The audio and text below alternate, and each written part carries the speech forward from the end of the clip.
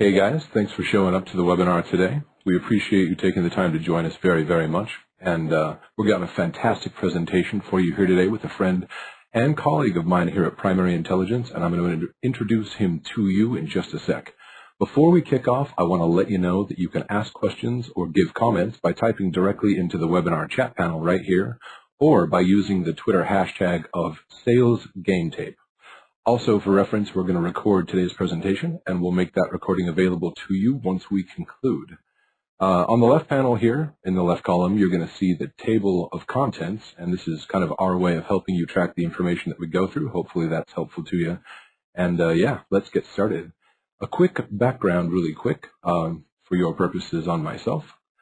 In the B2B win rate and voice of the customer enablement space here with Primary Intelligence. My background is marketing automation, UI and UX driven data delivery, and I consider myself to be a total expert at having a good time doing it. So I'll try to get that to come across here in the webinar. I'm going to introduce Mike Brosi here. And Mike, if you give us a little bit about your background here in this space, that'd be fantastic. Thank you for joining us, by the way. Not a problem. I'm the Vice President of Sales here at Primary Intelligence. I've been working with several hundred companies over the past 14 years, helping them apply their win-loss programs and getting to the point where they're generating crazy amounts of revenue from that. Also been a coach for my 5 boys, them growing up with many of their Little League programs, getting a better feel for, even in their scenario, why you're winning or losing by looking back at your past experiences in the games or whatever.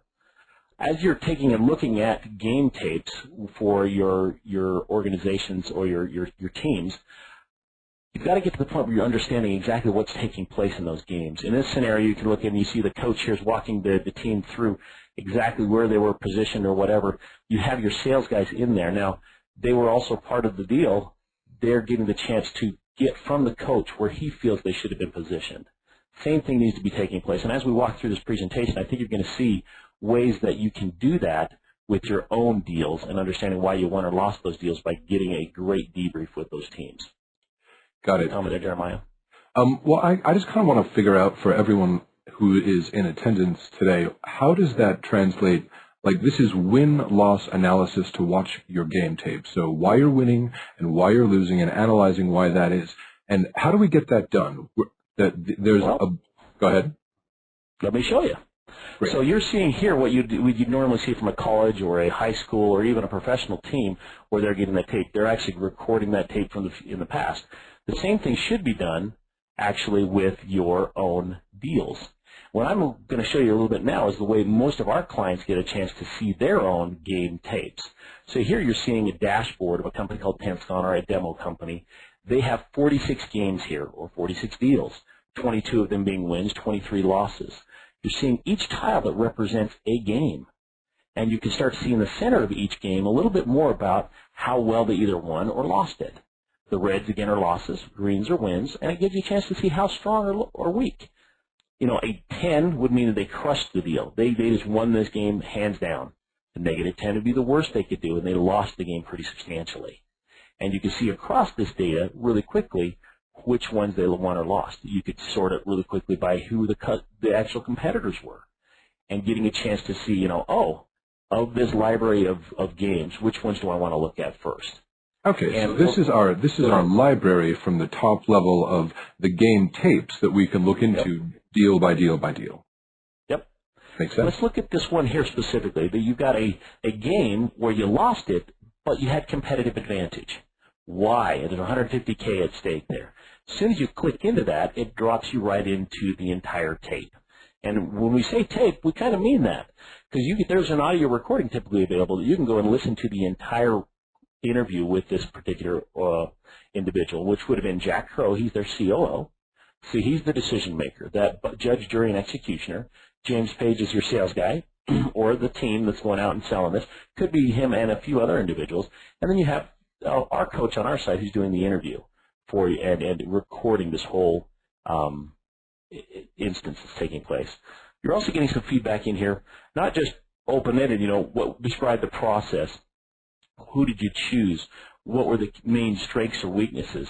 What was their pricing coming in at? This is really a play-by-play, and where you can hit play. Completely. When you see something, you can push pause and really dial into it. Yep. Very similar to like we're looking back here at the show. I mean, they're doing the same thing in this particular scenario where they're sitting down and they're going through, be able to pause and go through exactly where they were in position. That same exact thing is what's taking place as your, hold on here. No, perfect. I totally see what you're meaning there. And this is a great introduction to what primary intelligence is putting forward as the voice of your buyer, very specifically, Yep. voice of your buyer. So yeah, please feel free to continue. And voice of the buyer isn't just win-loss analysis. It is both sides of that. So win-loss analysis is after the fact. Your deal was just done. You're going through there. You can also do voice of the buyer, which would be customer experience interviewing. Interviewing those customers, 6-7 months prior to renewal. Very important, though, to get to the point where you're getting those game tapes so that you're actually listening to it. And then, not just getting them, but are you watching your film? Are you analyzing your film? Are you figuring out what you did right or wrong? Perfect. Yeah, because, I mean, really all of the pros, professional athletes, and even down to Little League these days, like professional athletes watch their game tape religiously because to do anything else would be crazy. And Mike's got a great quote that he often uses about this from one of my favorite thinkers. Go ahead and drop that in, Mike. Well, I think back about, if you're not looking at your game tape, what are you doing to improve? You're basically doing the same things over and over and expecting a different result, which means you're insane. Or according to Einstein, you are. Yeah. Because seriously, that's exactly what takes place most often when I see at most organizations, even if they have some of the game tape, but they're not getting into the game tape and really going through it. You guys got to look at, what are you doing right? What are you doing wrong? What is your buyer saying you're doing right or wrong? Not just what do you feel like you did right or wrong.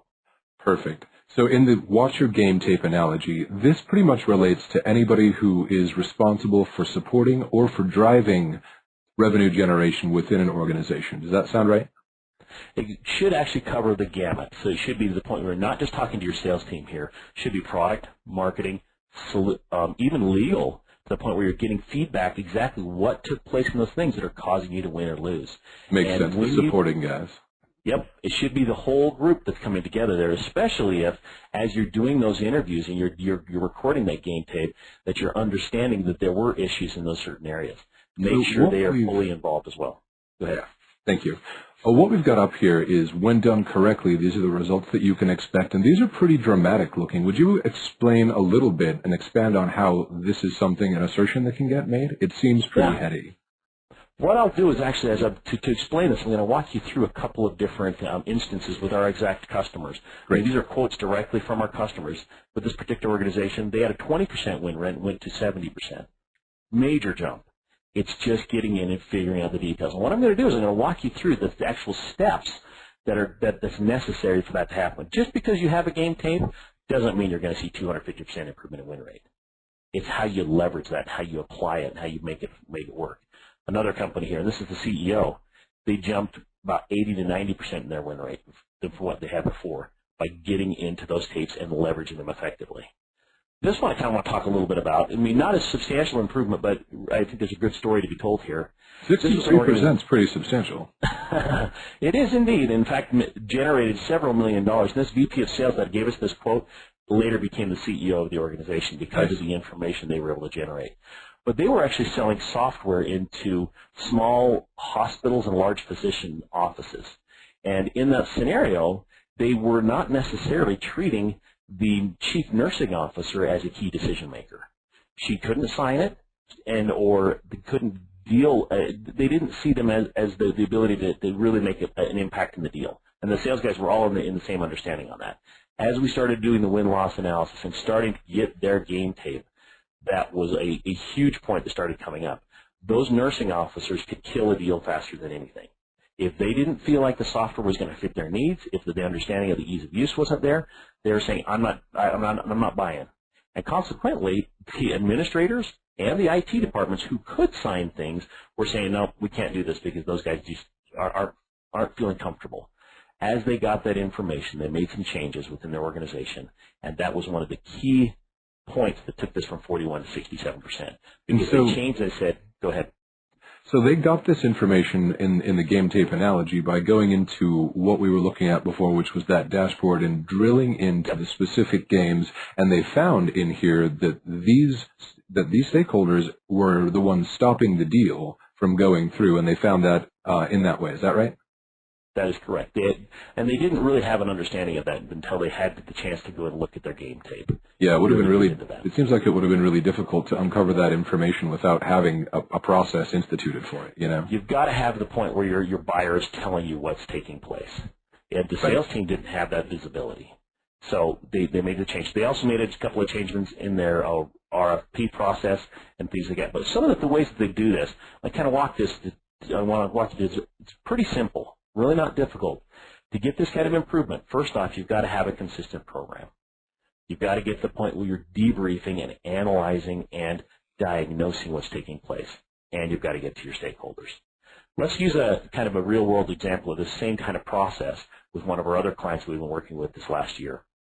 These guys have gone from a 7% win rate to a 30% win rate in 12 months.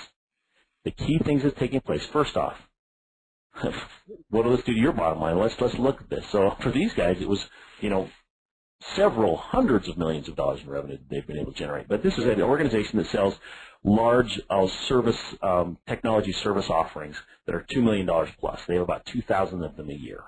In this scenario, these guys are going on out, and we are working with them to get at least 10% of their engagements interviewed. We're getting to the point where we're doing game tapes on at least 10%. Huge. It has to be to the point where they're doing that on a consistent basis. The next part of this is getting to the point where they're walking through these debriefs. They're not just sending them out to the teams and saying, hey, have fun, read that up, and let's see what you can do to change. You've got to sit down as a team. You've got to have that coach pointing out, here's what I saw. What did you see? What did you think that buyer experienced? Why do they say, you know what, we're doing so much better now, and we loved the presentation they did here, or, we hated this part of the presentation, or this part of the product didn't fit. You've got to get to the point of debriefing with those teams, and this is what we're doing with this organization, figuring out what they felt went right or wrong and capturing that. And then we're taking it right to their stakeholders. So right to the sales VP, the marketing VP, the executive leaders to make sure they're seeing this change. Guys, when this is done, these 3 steps and processes are done. You're getting your tape, you're watching your tape, and you're analyzing your tape, and you're getting that information to the stakeholders. Process change happens. Got it. Mike, we got a quick question if you want to cover it, and we can also, if we don't have quite enough time to cover it in full detail, we can do it at the end of when there's Q&A. The question is, what should you do with a sales team that is resistant, and how do you gain buy-in from them? That's actually a great question. Sales teams, if you get to the point where this needs to be a program that's set up as something that's going to benefit them. I mean, my sales guys right now, as a team, every single one of our deals is run through that we can possibly do. Not just 10 to 20%. We do as many as we can. We're a smaller organization, and in that scenario, our costs are just like they are for anybody else's costs. We do it because it's that important. If I do the same things over and over and expect a different result, I'm the one that's insane. You've got to get to the point of helping these guys understand. Once you get the information out in the hands of those teams and really do these debriefs, your resistance from the teams will start to go away, especially if you're not seeing this as let's point fingers here. And I think that's kind of what we're going to step into as we walk through this step here, step 2 especially. Right, and I can actually help maybe wrap this up just a touch too. First, we can talk a little bit more about this afterwards, but second, I actually just did a presentation with another individual who's here at PI about specifically getting sales teams over that hump, and I'll make sure that you get the information at the end of the webinar here too. Okay. So the step 1 on this is you've got to make sure you have what I call ample sample or enough contact information, which, guys, this is one of the biggest stumbling blocks for most of our clients. Your sales teams do sometimes a good job in their CRM system. Most of the time they do an abysmal job of it. Make sure that you're getting the contact information for the deals captured at the deal level so that you can go on out and get that contact information and be able to reach out to those individuals to get the interview. If you don't have the sales, you don't have the tape, you don't have this whole process breaks. Right. Once you start getting the tape, make sure you get the sales leader's endorsement too, so that sales leader is saying, guys, we will do this in every one of our deals. The only way that we're not doing this is if it's for whatever specific reason, but make sure that they are very well behind it so that when you're trying to get the contact information from the sales teams, it's not like herding cats. It gets much better. Make sure and focus on 10 to 20% of your engagements. Make sure that the program is not a project. I mean, so you go on out and you get, 10, 15, 20 interviews across your recent deals, and you got a bunch of game tape to watch. So you start watching that. Your marketplace and your competitors are going to be changing on a consistent basis. If you only do this once every 3 or 4 years, in the middle of those 3 or 4 years, you're going to have a chance to basically not have the headlights on the car. And you're going to be driving down the road in the middle of the night, and you don't even know if a turn's coming up. This gives you the chance to see what's going on all the time. The other thing is, when you're starting a process like this, don't necessarily do it to everything at one time. Get to the point where you pick your battles. Figure out the area that has the most, should have the most impact, and maybe even some of the early adopters so that you can try to eat this elephant, but don't try to all eat it all in one bite, because that'll get to the point where there's too much information quickly. You want to get to the point where you have it enough so you can actually make impactful change. This step here is probably the biggest thing that we've understood more this year than any about how to really make this stuff actionable. Get to the point where after the interviews are done, that you're sitting down as a team and you're walking through it. And the objective of this particular thing, especially to kind of address the original question you had there, which was, how do I get my teams over the fact that this should be done? If this is a point where we're diagnosing, not pointing fingers, let me kind of give you an example. Let's say, and this is one of our recent clients has had the same problem, where the legal team was causing many deals to be lost because they were taking upwards of 3 months to get through the legal process of the deal. The deal was sold, everybody was happy, then they got to the legal process and it took 3 months, where their competitors were taking 3 weeks to get to the same process. The sales teams would yell and scream saying we're causing issues, but they didn't have the ability to really fix that. They could say, you know what, we're having a problem here. But by taking and doing these debrief and the diagnosis, we were able to pinpoint and document what they felt, the sales team felt, should be changed. By doing that, we take the information from the buyer, from the sales team, and or the team that's running it on their side, and then take it to the next level, which was getting it right to those teams. The legal team, sitting down with them and saying, guys, you're costing several, 10, 20, $30 million in these last 4 engagements. Right, and really importantly, too, is now we can demonstrate that to you so that you know that it's time to take action. Yeah, it's just taking those legal guys and sitting them down right in front of the tape. Yep. And you're not just sitting in front of the tape, but you're also showing the details from the team internally as well on how to fix that. Should be very specific and easy to change once you see what's going on. So you're getting the information from your buyer. You're diagnosing where you're sick by talking to your teams internally. Oh, yeah, we need to pick, we need to roll, we need to do this and that in these particular scenarios. And then you're taking the stakeholders, which could be the head coach, and say, hey, Mr. Head Coach, here's the things we need to change. We can do that. Let's apply that on our next training. Could be the sales leaders putting that in place. It could be the point where you're definitely getting this out in front of the sales force as a group, because not everybody's going to be each debrief. You want to get that information pushed out to the groups and say, this is what we need to change. This is what we need to adjust. Operations, marketing. Right. Make sure they're all getting that information. I can definitely see how, sitting out here, this is going to be great information for all of these departments, for certain. And driving process change, I mean, it's going to come from empirical data like this.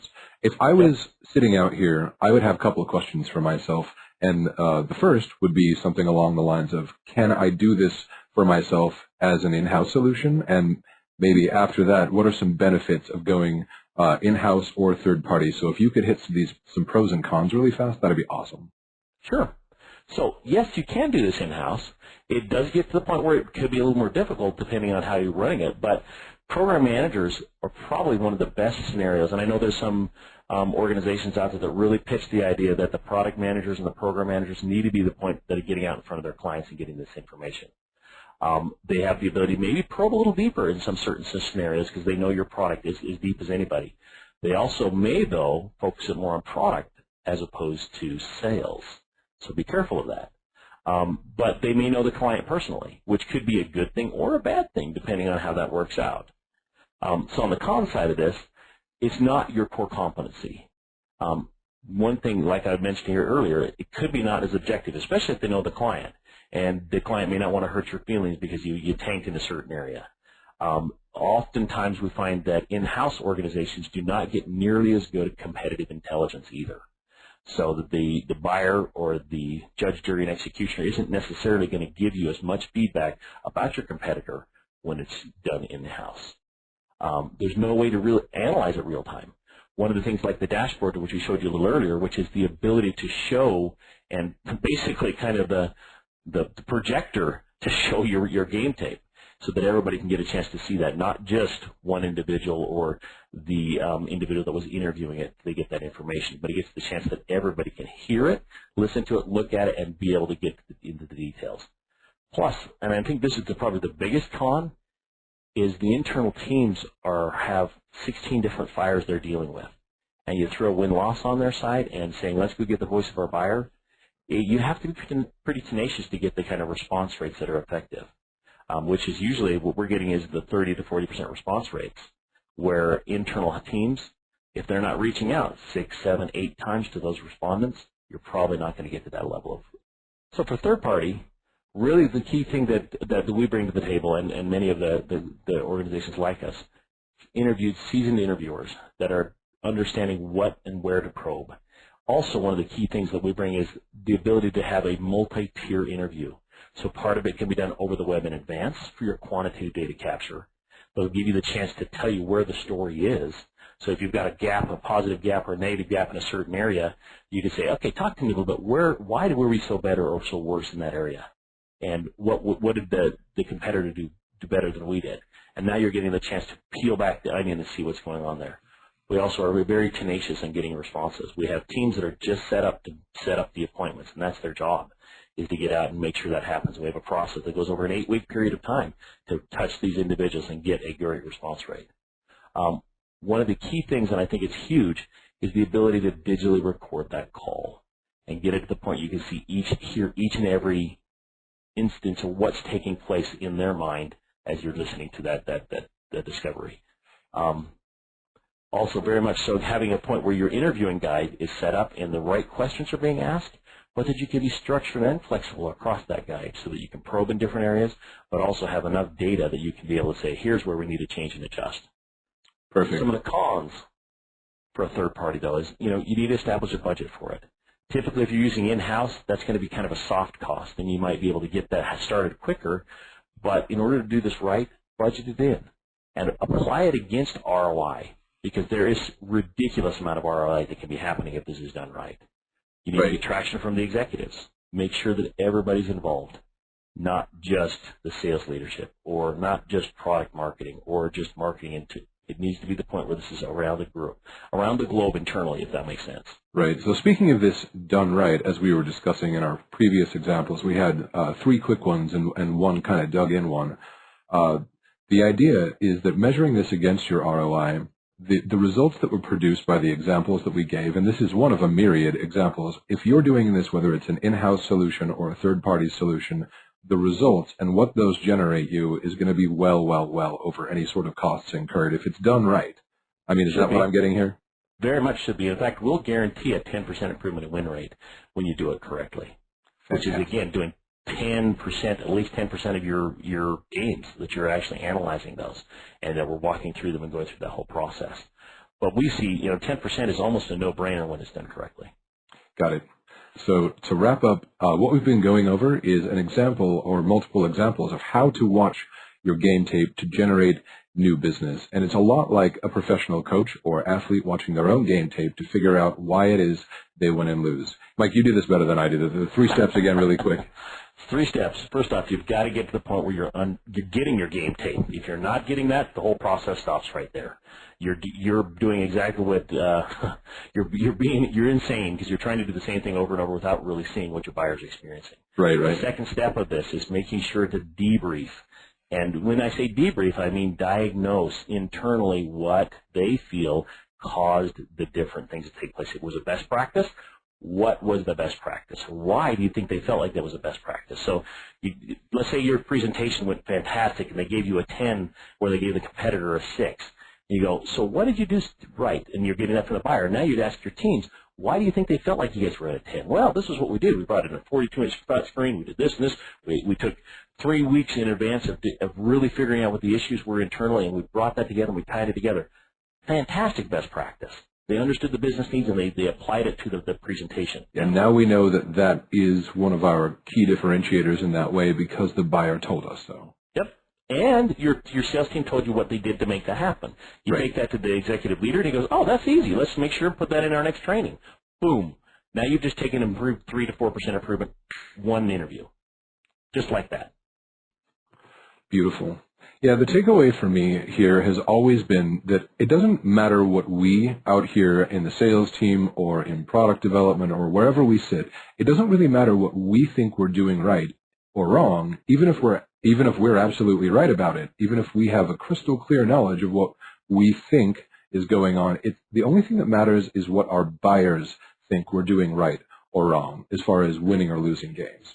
I would say yes to some degree, because that tells you what your buyer's feeling, but then you've got to get to the point of understanding and diagnosing why do they feel that way? What did we do to make them feel that way? And then that I think is as important as finding out what your buyer's feeling. But the point is you're not going to get to that unless you know what your buyer's feeling. So I agree with you, Jeremy, to that degree. But once you know that, you've got to diagnose, and then you got to take it to your buyer. Right. To your internal constituents, or basically your doctors internally. All right. So looks like we're going to let everybody go. Thank you guys very much once again. Mike, thanks for coming. It's been a good time. We appreciate you. Okay. Sounds great.